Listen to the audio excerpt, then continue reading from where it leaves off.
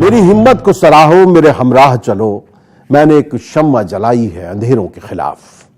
आदाब नाज़रीन, आपको दिवाली बहुत बहुत मुबारक हो। दिवाली के इस मौके पर आज जो हम यहां पर चरागा किए हुए हैं, ये चराग हमारे दिलों में भी जलने चाहिए। ये रोशनी अंधेरों को मारने के लिए है। अंधेरे चाहे वो हमारे जहन की अंदर हो, हमारे जहन में हो, हमारे दिमाग में हो, हमारे कहीं पर भी अंधेरे आसपास हो, उनको इन चरागों से हमें दूर करना चाहिए। ये चरागा क्यों किया जाता है? दिवाली क्यों मनाई जाती है? दिवाली का एक धार्मिक स्वरूप है जो मजहब से जुड़ा है, लेकिन एक सामाजिक स्वरूप है जो हम सब से जुड़ा है, और इन दोनों को मिला के ही हिंदुस्तान की दिवाली बनती है। आज जब दिवाली में हमारे अड़ोस पड़ोस हर जगह चरागा हो रहा है, तो हम भी इन चरागों से रोशनी हासिल करना चाहते हैं। इसी पर बात करने के लिए कि किस तरीके से हम पूरे मुल्क के लोग, हिंदुस्तान के लोग मिलजुल के, आपस में मिलजुल के अपने त्यौहार मना सकते हैं, अपनी दिवालियां मना सकते हैं, अपनी ईदें मना सकते हैं, अपने दुख सुख सब मना सकते हैं, उसी पर गौर करने के लिए हमारे दरमियान चार अहम शख्सियात मौजूद हैं। आप जानते हैं कि हम बहस नहीं करते, हम गुफ्तगू करते हैं। तो आइए मैं आपसे तारुफ करा दूं हमारे दरमियान जो चार अहम शख्सियात मौजूद हैं उनसे। हमारे दरमियान मौजूद है इस्लामी स्कॉलर हैं ख्वाजा इफ्तिखार साहब, हम उनका खैर मकदम करते हैं। इसके अलावा हमारे दरमियान मौजूद हैं मोहम्मद फैज साहब, ये गौ सेवक हैं। देखिए, गौ रक्षा के नाम पर आपने बहुत कुछ होते सुना होगा, लेकिन मोहम्मद फैज यहां पर एक मिसाल है जो जगह जगह जाकर गायों की सेवा करते हैं और गौ सेवक के नाम से अपनी एक पहचान दर्ज करा चुके हैं। हम बहुत दिनों से चाहते थे कि हमारे प्रोग्राम में आए, और आज इत्तेफाक था कि ये यहां दिल्ली में मौजूद थे और ये हाजिर हो गए। हम इनका भी यहां पर खैर मकदम करते हैं।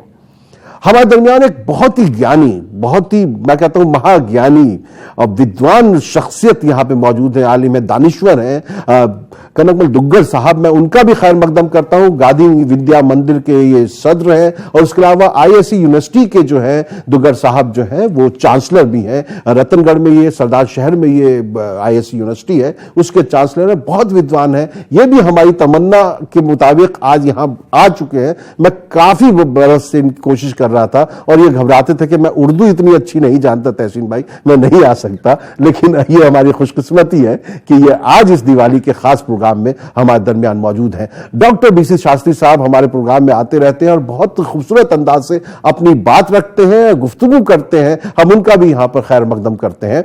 और आज देखिए दिवाली है तो जरा जहन के जो जितनी गर्द है, क्योंकि दिवाली में हमारे देशवासी जो है वो अपने घरों की सारी गंदगी साफ करके बाहर फेंक देते हैं और उसके बाद जो है अपने घरों में चरागा करते हैं। तो मैं भी चाहता हूं कि आज आपके जहन में जो भी इधर से जाले वाले बुने हुए हो वो सब फेंक दीजिए और इत्मीनान के साथ ये गुफ्तगू सुनिए, ताकि जो है हम एक दूसरे को समझ सकें। ख्वाजा इफ्तिखार साहब, मैं आपसे शुरुआत कर रहा हूं। अगर मैं आपसे कहूं दिवाली मुबारक हो, तो आप उसका क्या मकसद समझेंगे? मैं तो तहसीन भाई यहां से शुरू करूंगा अपनी बात आज। देखिए, जो दिए आपने यहां सजाए हैं, इन दियों में एक छोटा सा आपने धागा रखा है, उस पर तेल लगा हुआ है, और उसका जो अगला हिस्सा है उसमें एक रोशनी का शोला उठा हुआ है। ये रोशनी दिवाली का प्रतीक है। ये रोशनी है क्या? अंग्रेजी में एक लफ्ज इस्तेमाल हम करते हैं, एनलाइटनमेंट, यानी अंधेरे से। अब ये अंधेरा कौन सा अंधेरा? ये सोच का अंधेरा हो सकता है, ये आपके काम करने के तरीके के अंदर अगर कोई आपके अंदर संकुचित तंग यानी विचारधारा है, या कोई आपके अंदर एक ऐसी सोच है जो मसोसी हुई सोच है, जिसमें खुलापन नहीं है, इसको भी मैं अंधेरे में ही शुमार करता हूं।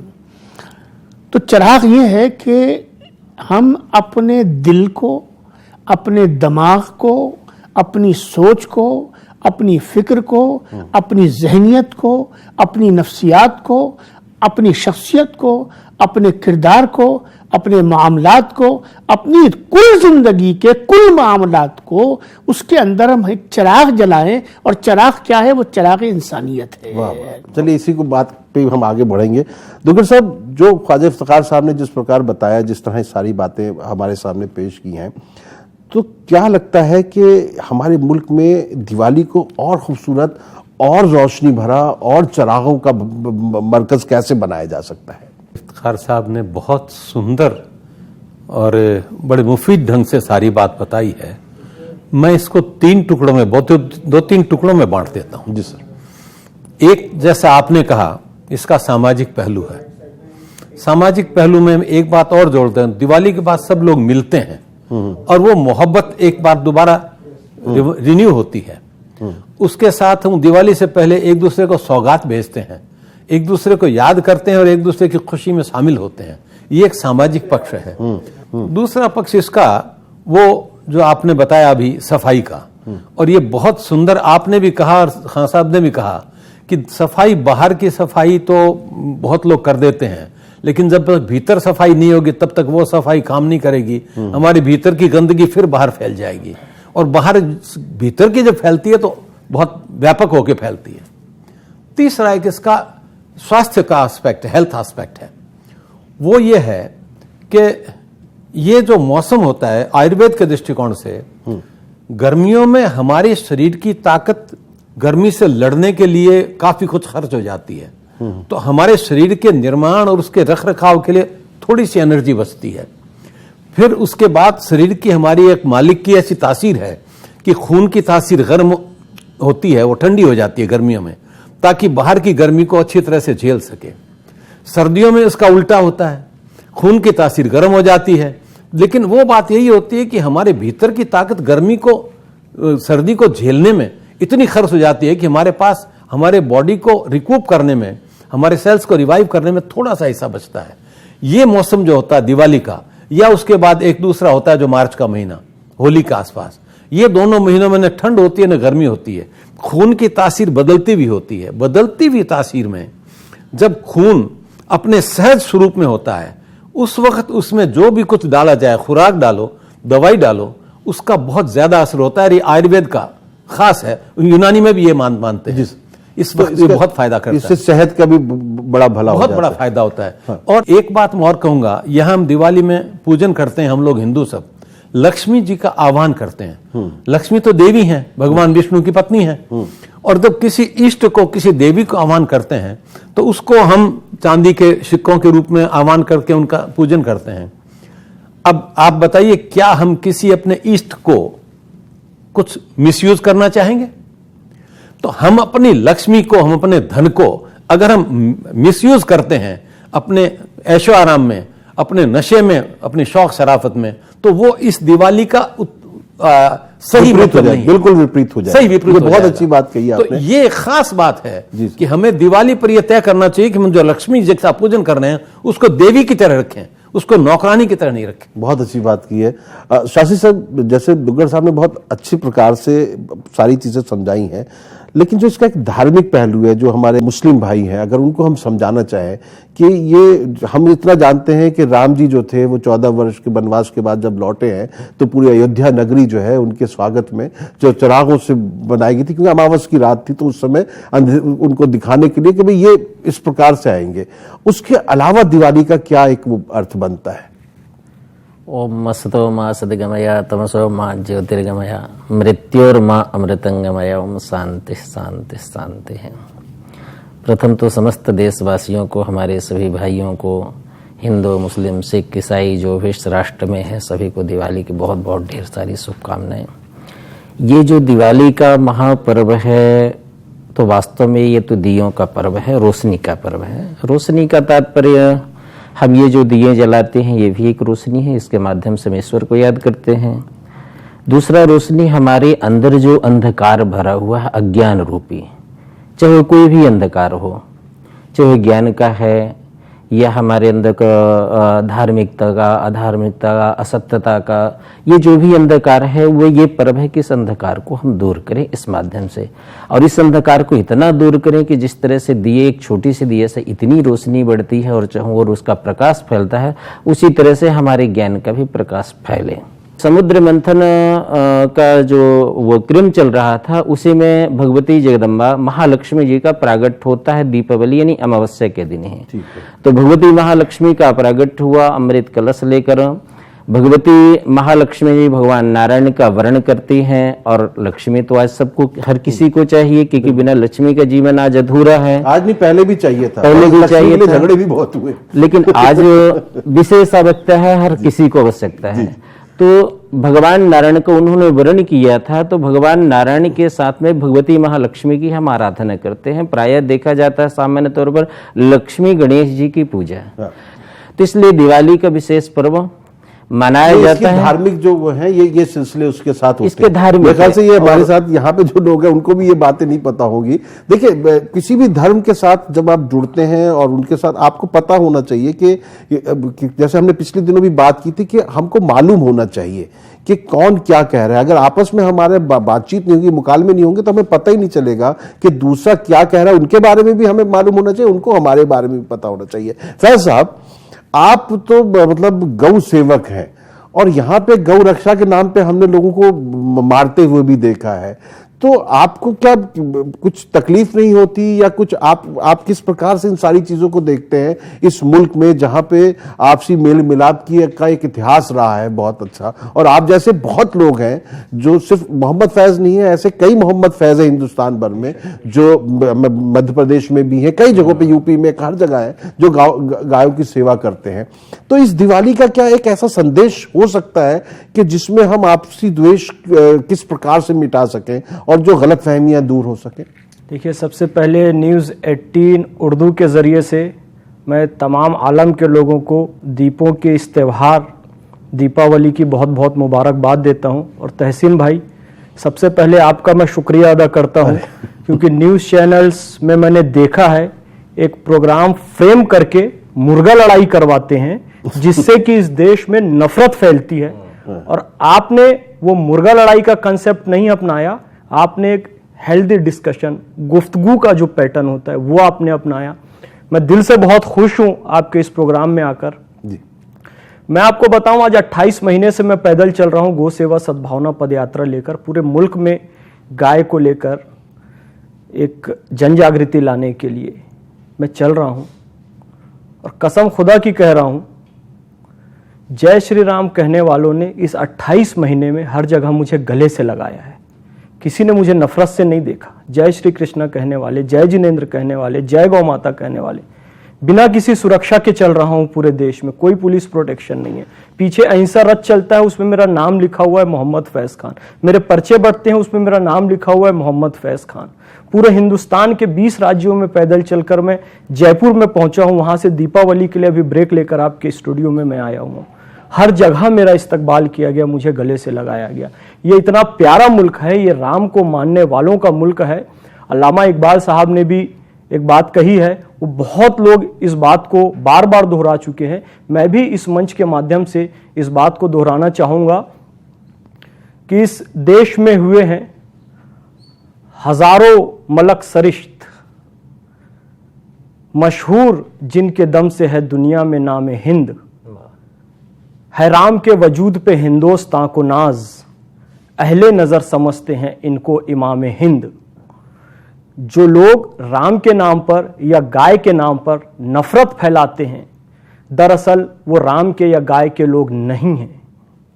जो राम का होगा, जो गाय का होगा, जो कृष्ण का होगा, वो सदा बांटेगा नहीं, तोड़ेगा नहीं, बल्कि टूटे हुए दिलों को जोड़ेगा। तो जो नफरत की राजनीति करते हैं, इसके पीछे मैं माफी चाहूंगा। बहुत सारे ऐसे राजनीतिक दल हैं और राजनीतिक दलों के लोग हैं और कुछ मीडिया ग्रुप्स भी हैं जिनकी आपस में मेल होता है, अंदर से वो मिले होते हैं और इस देश में गाय और राम के नाम पर नफरत फैलाते हैं। ऐसे लोगों को हम मुंह तोड़ जवाब देने के लिए निकले हैं। तो जो लोग भी नफरत फैला रहे हैं, मैं उन्हें राम का या अल्लाह का कदापि भी नहीं मानता। और मैं यही कहता हूं, जब राम राज इस दुनिया में आएगा वास्तविक रूप से, तो कहा गया है कि जब राम जी गद्दी में बैठ रहे थे तो रामचरितमानस में कहा गया कि राम राज काहू नहीं व्यापा, दैहिक दैविक भौतिक तापा, सब नर करही परस्पर प्रीति, चल ही स्वधर्म निरत श्रुति नीति। जब राम राज होगा तो किसी को कोई तकलीफ नहीं होगी, कोई बाढ़ नहीं आएगा, भूकंप नहीं आएगा, बीमारियां नहीं होगी। और इस दीपावली में तमाम आलम के लिए न्यूज 18 उर्दू के मंच पर बैठकर मैं यही दुआ करता हूं कि दुनिया से हर तरीके की बुराई खत्म हो जाए। आपने जैसा कहा, हर तरह का जाला जो हमारे घर और जहन में है वो खत्म हो जाए, यही हम यहां पर दुआ करने के लिए बैठे हैं। बहुत अच्छी दुआ है। नाज़रीन, यहाँ एक मुख्तसर वक्फा ले लेते हैं। बहुत अच्छी बात मोहम्मद फैज़ खान साहब ने कही और हमारे दरमियान जो बातचीत हो रही है उसमें भी यही बात निकल के आ रही है कि जो भारत है ये जिस राम राज की बात कर रहे हैं वो हमारे दिलों में हमेशा से रहा है, क्योंकि राम सबको अजीज है। कोई भी हिंदुस्तानी होगा वो राम से नफरत नहीं कर सकता, क्योंकि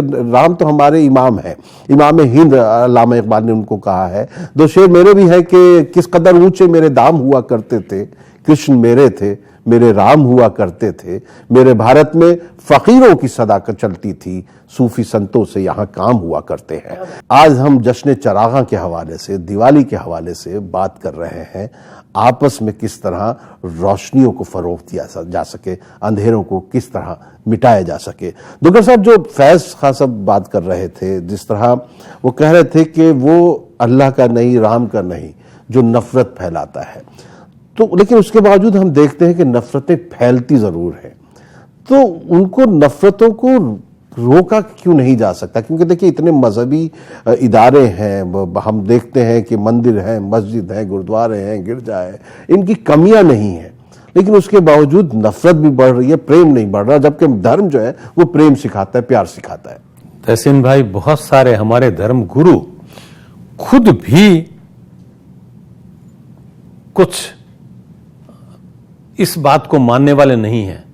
वो धर्म इस बात में नहीं समझते। मैं एक बात थोड़ा सा विषय से भेद करके कहूंगा।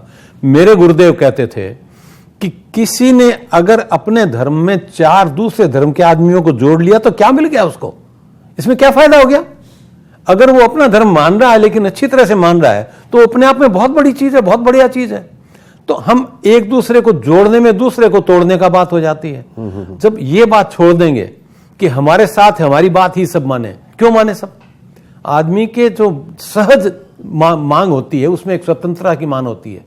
तो स्वतंत्रता की मांग सब में हम अपनी बात माने, अपना मजहब माने, तो हम क्यों दूसरे का मजहब तोड़ने की बात करते हैं? यह सबसे पहले हमारे धर्म गुरुओं को सीखना पड़ेगा और बच्चों को शुरू से पढ़ाया जाएगा ये कि बच्चों, अगर तुम मुसलमान हो तो कोई दिक्कत नहीं है।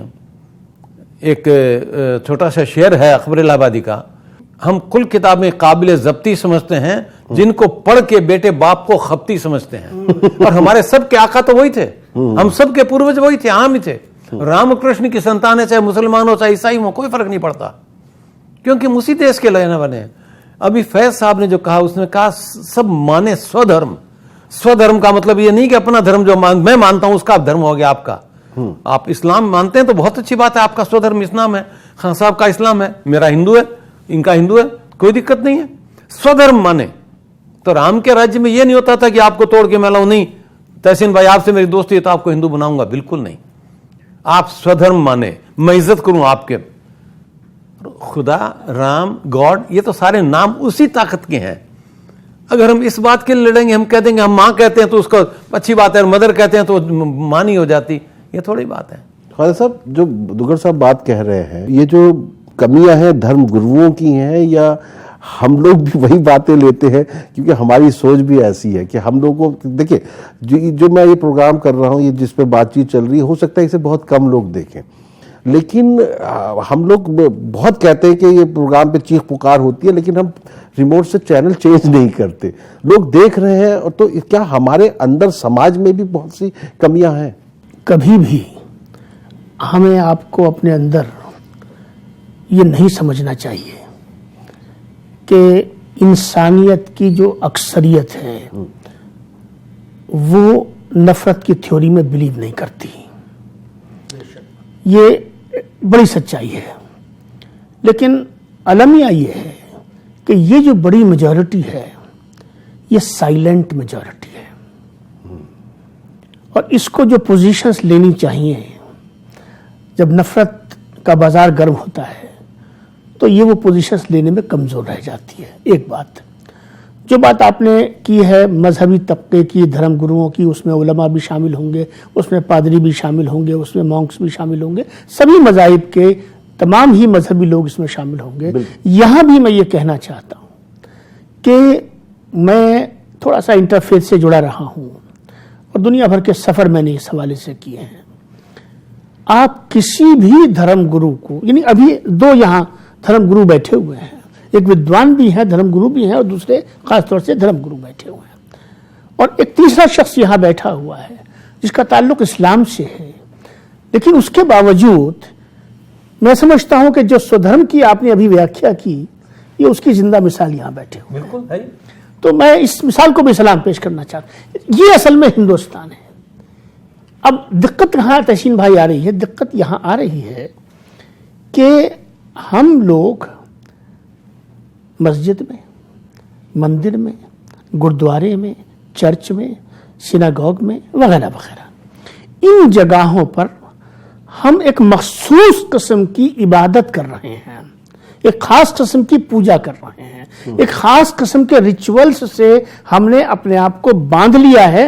और बांधने को जब मैं कहता हूं तो मतलब ये कि आपने इतना छोटा सर्कल कर दिया धर्म का, नहीं जो कायनात को में सबको लेकर चलता है। और जैसे अभी आपने कहा कि हर सारी इंसानियत, सारे धर्म गुरु तमाम दुनिया में आज तक ये ना बता सके, लाखों साल की संस्कृति है और हजारों साल का इंसान है, हम ये नहीं बता सके कि तहसीन भाई आपका खुदा और शास्त्री जी का खुदा, खुदा तो भाई एक है। अगर ब्रह्मांड एक है, कायनात एक है, और कायनात का रचयिता एक है, उसका बनाने वाला एक है, और इंसान एक है, और इंसानियत एक है, सृष्टि एक है जी, तो फिर हम ये क्यों ना बता पाए?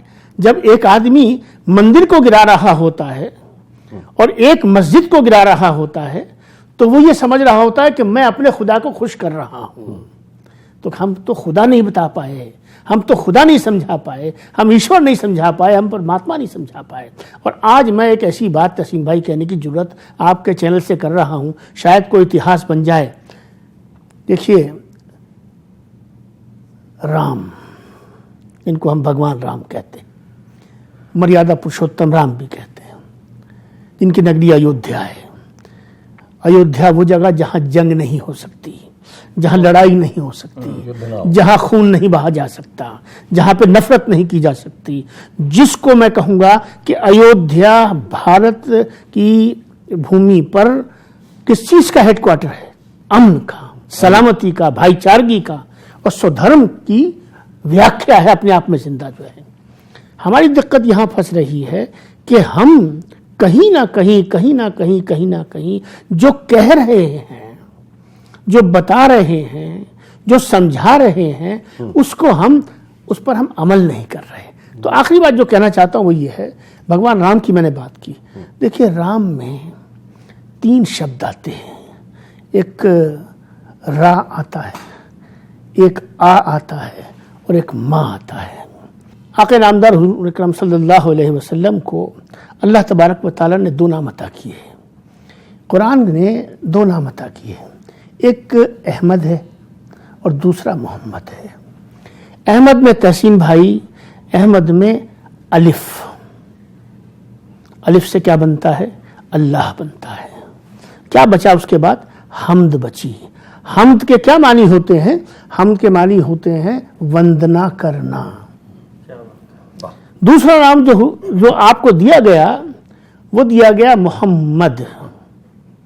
जरा मीम निकाल दीजिए तो क्या बचा? हम्द बचा। हम्द किसके साथ मखसूस है?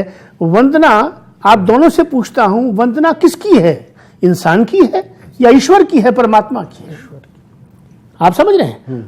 तो राम, और राम का मानने वाला कौन है? रा से बना रमना, और आ से बना अल्लाह, और माँ से बना मोहम्मद। अल्लाह और मोहम्मद का रमने वाला। अब अल्लाह कौन है? अब अल्लाह को मुसलमान मत बनाइएगा और मोहम्मद को भी मुसलमान मत बनाइएगा। मैं हम्द की बात कर रहा हूं, वंदना की बात कर रहा हूं।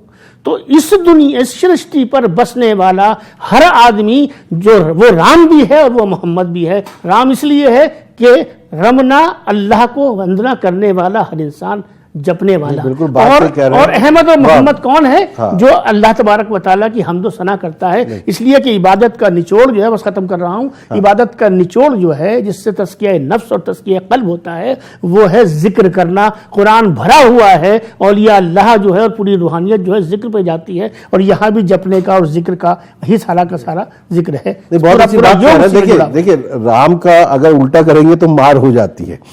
तो आप लोग अगर राम के विमुख चलेंगे, राम विमुख असहाल तुम्हारा, राम को न कुल रोवन आ रहा, जा पे कृपा राम की हुई ता पे कृपा करे कुल कोई। तो जब ऐसी बात है तो देखिए नाज़रीन, ये बहुत अच्छी बातचीत चल रही है और इसमें आपको शरीक रहना चाहिए। हम लौट कर आते हैं इस ब्रेक के बाद और इस गुफ्तगू को जारी रखेंगे। सियाह रात नहीं लेती नाम ढलने का, यही तो वक्त है सूरज तेरे निकलने का। हमें जो है आपसी मोहब्बत, एकता और विश्वास का जो है बड़ी अच्छी बात चल रही है और दिवाली का मौका है, बहुत ही मुबारक मौका है।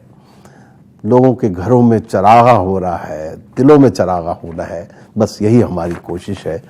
फैसल, बड़ी अच्छी बात चल रही थी और जिस तरह उन्होंने राम जी को वो किया, देखिए हम एक मुद्दत से कहूँ कई दहाइयाँ गुजर गई हैं और ऐसा कर दिया गया है कि जो राम राम था वो जय श्री राम तक मामला पहुंच चुका है।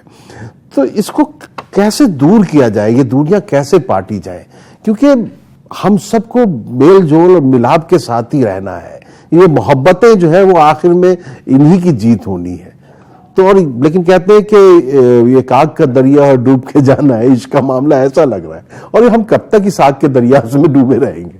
मंदिर में भी ऊंच नीच हो ये तो राम नहीं कहता, और सती बना दो रूप कुंवर को ये घनश्याम नहीं कहता, और हिंदू धर्म से नफरत करना ये इस्लाम नहीं कहता, और मस्जिद की मीनारें तोड़ो ये तो राम नहीं कहता।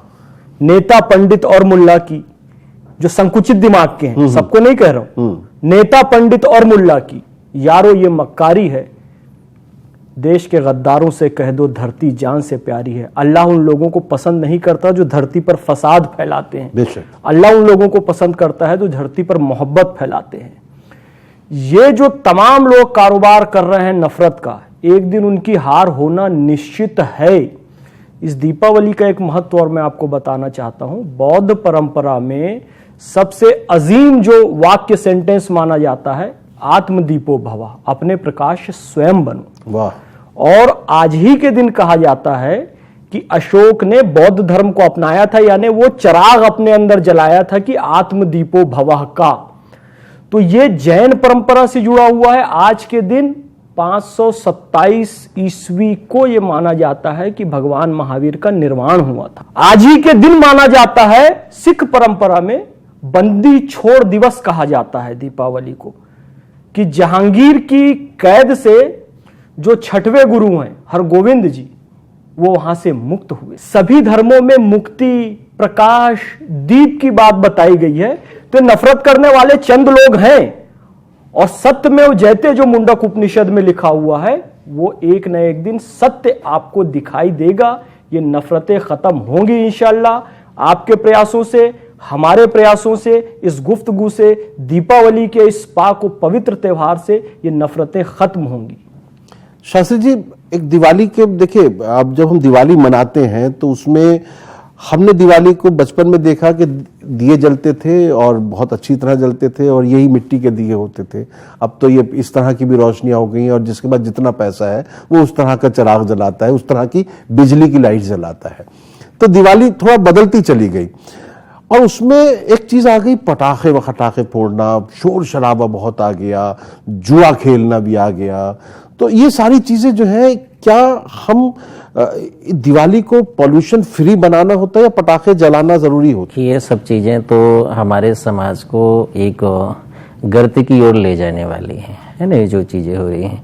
जैसे आपने अभी जो राम रहीम की व्याख्या की, तो हमारे भी शास्त्रों में वही लिखा है, रमन्ते योगिनो यस्य यस्य सह रामा। जिस नाम पे, जिस धर्म पे या जिस ईश्वर पे योगी लोग यानी ज्ञानी लोग रमण करते हों, आचरण करते हो, उससे आनंदित होते हो, वही राम है, वही रहीम है। और वास्तविकता में जो न्यूज देखते हैं, चैनलों के माध्यम से सुनते हैं, जैसे अभी हम देख रहे हैं कि राम मंदिर और बाबरी मस्जिद का वो मामला सुप्रीम कोर्ट पे चल रहा है, उसे भी बड़े गौर से लोग देखते हैं। उन्हें तो वास्तविकता में उसको कम देख के आज के इस न्यूज चैनल को और आज के इस प्रोग्राम को देखना चाहिए। क्यों देखना चाहिए? उसका रीजन ये है कि जिस तरह से आप राम की व्याख्या कर रहे हैं, जिस तरह से रहीम की व्याख्या कर रहे हैं, अल्लाह की व्याख्या कर रहे हैं, हम भगवान श्री कृष्ण की, राम की, ये चीजें हो रही हैं, तो वास्तव में सच्चे हिंदुस्तान का मिसाल तो यही एक मंच है, यही एक सभा है। और ये जो दीपावली का पर्व है, पटाखे तोड़ना, उसका तो ये कि मान कह सकते हैं अपन की एक छोटे बच्चों का इजहार है, क्योंकि हमने उन्हें उस हिसाब से अभी ज्ञान दिया नहीं है। जैसे एक छोटा सा उदाहरण हम कहें कि दीपावली तो एक सबको भाईचारे का पर्व है, सब एक भाईचारे हैं। अब हमारे पड़ोस में किसी अन्य धर्म का व्यक्ति है, हमारे पड़ोस में हमारे ही धर्म के व्यक्ति है, 2-4 धर्म के, सब धर्म के व्यक्ति हैं, तो हम क्या करते हैं, अपने बच्चों को क्या कहते हैं कि भाई आप उनके यहाँ मिठाई देने नहीं जाना, कि उनके यहाँ पूजा का प्रसाद देने नहीं जाना। यदि हमने ऐसा कह दिया तो उसी दिन से बच्चे के संस्कार बदल गए और वो हिंदुस्तान नहीं रहने देगा, वो कहीं न कहीं से उसे फिर पाश्चात्य सभ्यता की ओर, ये कहीं न कहीं से उसे धकेल देगा गर्त में। तो हम बच्चे को क्या कहते हैं, भाई मिठाई देके और सबको देके और जो मिठाई जब सबके घर पे पहुंचती है, किसी भी धर्म का हो, तो उस मिठाई का, उस प्रसाद का बड़े भाव से, सुंदर भाव से स्वागत करता है। जैसे हमारे एक बहुत बढ़िया हमारे गुरु जी ने कहा है, आचार्य जी ने कहा है कि एक माँ थी, उसका एक छोटा सा बेटा था, तो उसने व्रत रखा था। तो व्रत के पहले हमारे शास्त्रों में है कि ब्राह्मण भोजन कराना चाहिए, किसी को भोजन देना चाहिए, अपना भोजन करने के पहले किसी आप अतिथि को भोजन कराओ। तो प्रधानता है कि मंदिर के पुजारी जी को भोजन कराओ, ब्राह्मण को भोजन कराओ। तो माँ ने अपने छोटे से बच्चे के, जो 5 से 6 वर्ष अवस्था का बच्चा था, उसको बुलाते हुए कहते, बेटा इस भोजन की थाली को लेके जाओ और मंदिर में पुजारी जी को दे आओ। बच्चे के पहुंचते पहुंचते मंदिर का जो पट था बंद हो चुका था, वहां से पुजारी भी जा चुके थे। बच्चे ने काफी समय तक वहां इंतजार करने के बाद भी जब उसे पुजारी जी नहीं आते हुए दिखाई दिए, नहीं मिले, तो उसके नजर में सामने वाली मस्जिद दिख गई। तो बच्चे के दिमाग में आया कि पुजारी जी भी तो यहाँ भगवान की पूजा करते हैं, जिसको माँ ने कहा है कि उन्हें आप ये भोजन दे के आना। तो मंदिर जो मस्जिद में होंगे वो भी तो पुजारी जी ही हैं, तो यदि ये नहीं तो मैं उन्हें भोजन दे के आ जाऊं। और वो बच्चा मस्जिद में पहुंचा तो वहाँ के जो पुजारी थे मस्जिद के, आप लोग जो भी उन्हें इमाम साहब, तो इमाम साहब से को उसने आवाज लगाया, वो बाहर निकले तो उसने कहा कि आपके लिए भोजन है। तो वो जानते थे कि ये हिंदू है, वो हिंदुओं का बच्चा है, तो कहा बेटा ये नहीं, मंदिर के लिए भोजन आया होगा। उसने कहा नहीं, मंदिर में पुजारी जी नहीं, इसलिए मैं आपके लिए भोजन लेकर, आप भी तो यहाँ के पुजारी हैं। वाह वाह वाह। और आप यहाँ के पुजारी हैं, तो जब वहां का मंदिर का पुजारी इस भोजन को ग्रहण कर सकता है, तो क्या आप इस भोजन को नहीं ग्रहण कर सकते? आप भोजन खाइए, मेरे सामने इस भोजन को ग्रहण करिए, तो मुझे अच्छा लगेगा, मेरी माँ प्रसन्न होगी। तो इमाम साहब उस बच्चे को और वो भोजन की थाली लेके उसके माँ के दरवाजे में पहुंचे। माँ के दरवाजे में जो पहुंचे तो माँ देखते ही मतलब माँ के नेत्रों से अश्रु बहने लगे कि आज तक जो ज्ञान मैं अपने आप को नहीं दे पाई, अपने समाज को नहीं दे पाई, ये नन्हा सा बच्चा आज हमें वो ज्ञान करा दिया कि हमारा पुजारी, मस्जिद का पुजारी, मंदिर का पुजारी, गिरजाघर का पुजारी और तमाम सारे हिंदुस्तान का, पूरी सृष्टि का जीव एक है, वहां कोई भिन्नता नहीं है। उस दिन उस बच्चे से उस माँ को ज्ञान मिला और वो माँ के बीच में फिर कोई अंतर नहीं रहेगा उस दिन से, और उसी दिन से हमारा हिंदुस्तान नाज़रीन, मैं आपको देखिए यहाँ पे एक वक्फा ले रहा हूँ, लेकिन इस सोच के साथ छोड़ के जा रहा हूँ कि एक बच्चे ने जो ज्ञान दिया हम सबको, वो जो ज्ञान है, वो जो इल्म है, उसकी आज के वक्त में बहुत सख्त जरूरत है। आपको यही याद रखना है कि त्याग दी सब ख्वाहिशें निष्काम बनने के लिए राम ने खोया बहुत कुछ, राम बनने के लिए क्या आप अपनी नफरतें खो सकते हैं? ये जो यहाँ गुफ्तगू हो रही है, ये वही चिराग हम जलाना चाहते हैं ताकि अंधेरे दूर हों।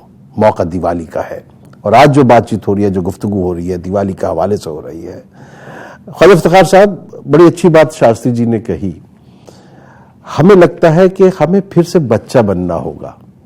हम बहुत कुछ ज्यादा पढ़ लिख गए हैं ऐसा लगता है, क्योंकि लोग कहते हैं कि इल्म जब आता है तो इल्म से जो है आदमी को आगे बढ़ने की राह मिलती है, रोशनी मिलती है।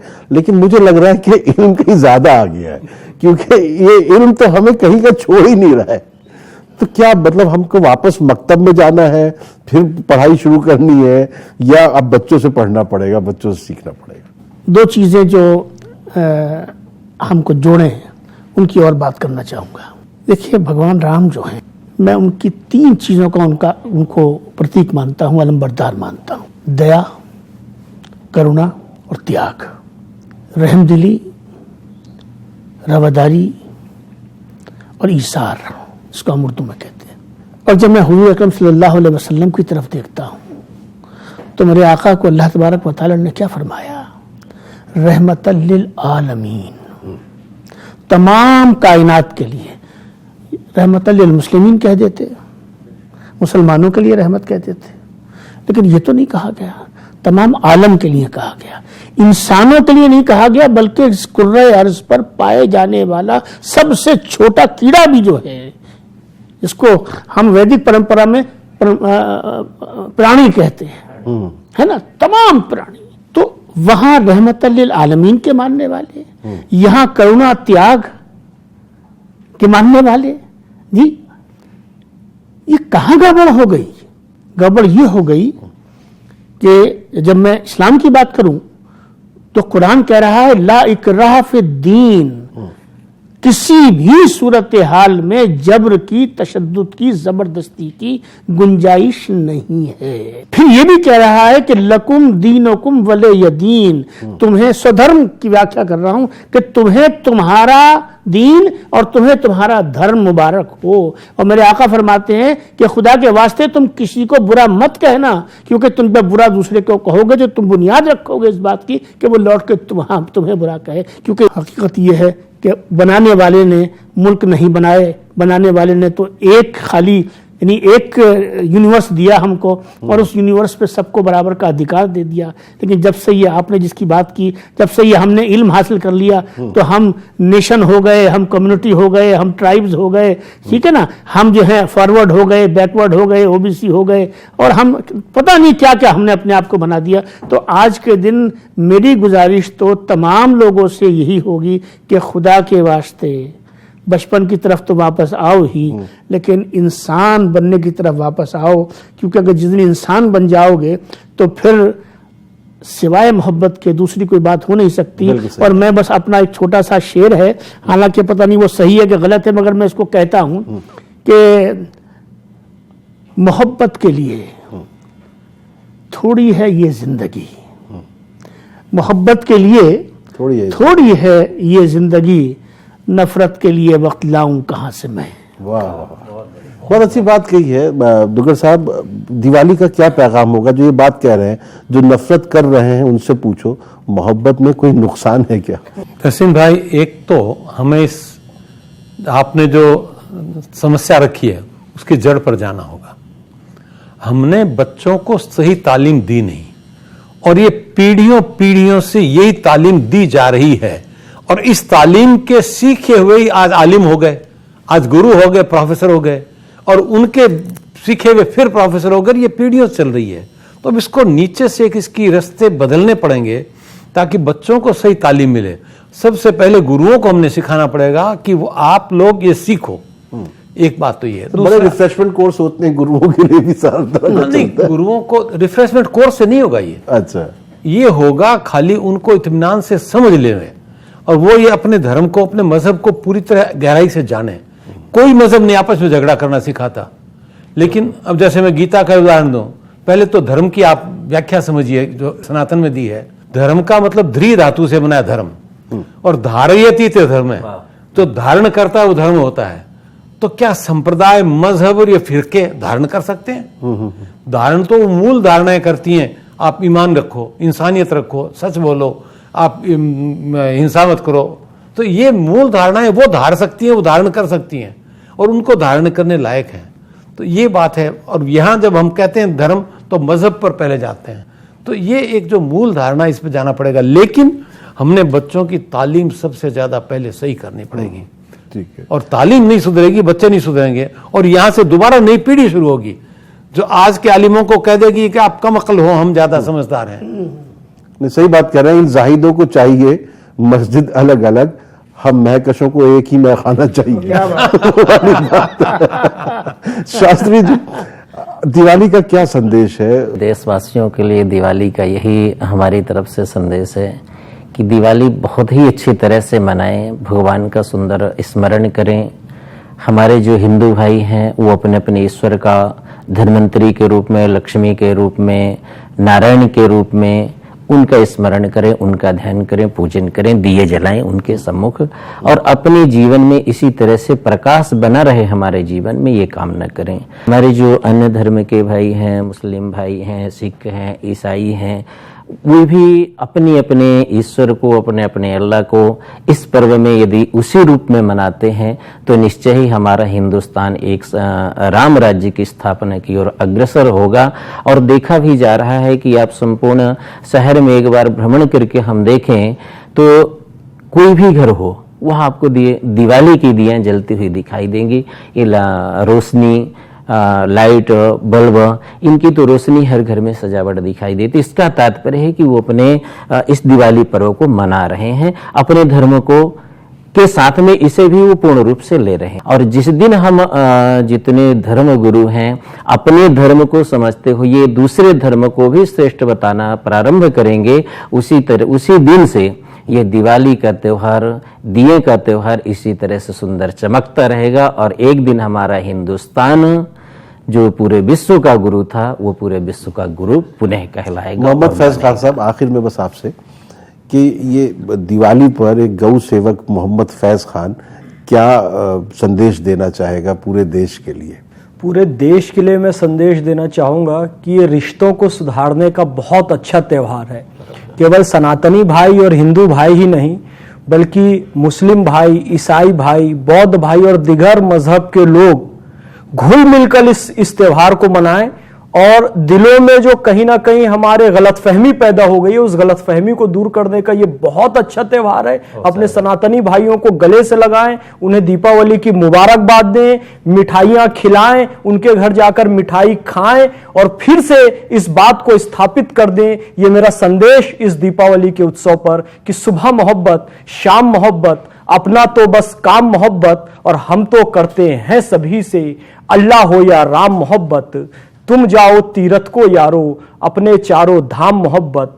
तुम पीते नफरत का प्याला, अपना तो हर जाम मोहब्बत। और तहसीन भाई, तेरी खातिर ही जिंदा हूं, तेरी खातिर ही जिंदा हूं, बारंबार सलाम मोहब्बत, बारंबार सलाम मोहब्बत। बहुत अच्छी बात की है। देखिए, मोहब्बत ही सब कुछ है। और जो फैज भाई मिठाई की बात कर रहे थे, जिनको शुगर है वो थोड़ा ध्यान रखें। लेकिन देखिए, मैं इस कहे के साथ जो है इस प्रोग्राम को इख्तिताम करना चाहता था। दिवाली जो है चिरागों का त्योहार है। अगर बाहर चिराग जल रहे हैं तो दिलों में भी चिरागा बहुत जरूरी है। नफरतों के जो अंधेरे हैं उनको मिटा दीजिए। जहां जहां भी अंधेरा है वहां रोशनी हो जाए, बस यही दुआ कीजिए। और जो सबके साथ मिलजुल के दिवाली मनाइए। जो जी रहे हैं सभी उसको जिंदगी कर दे, अंधेरी रात की किस्मत में चांदनी कर दे।